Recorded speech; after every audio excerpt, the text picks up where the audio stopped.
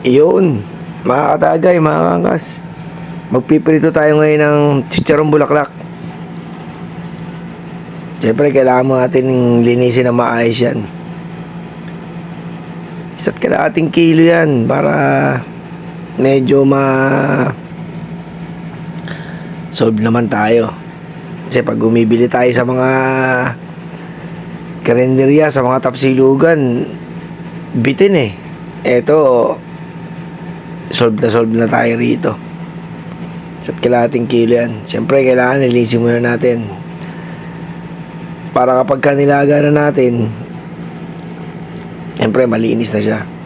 Lalaga natin yan sa bawang, sibuyas, saka paminta lang.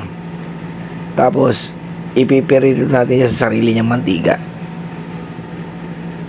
Yan. Mamaya may mekos natin yan.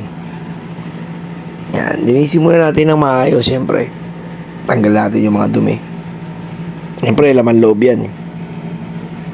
Kailangan natin linisin. Ugasan natin ng maayos, siyempre. Yan.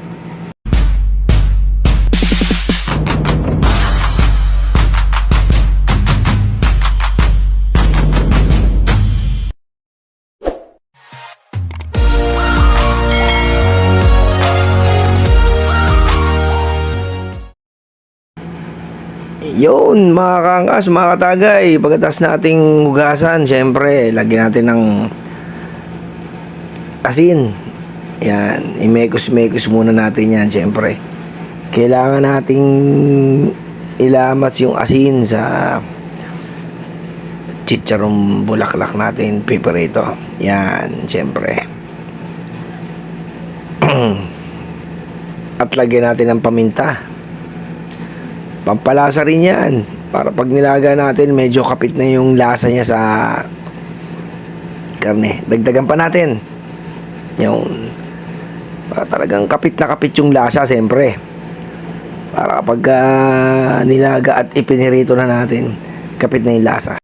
Yun, mga katagay, mga kangas. Pagkatas nating hugasan, lagyan ng paminta, imekos-mekos, lagyan natin ng bawang. Yan, ilalaga na natin yan, siyempre. Para talagang kumapit yung lasa niya. Yan, salang na natin. Laksan natin para mas madaling lumambot.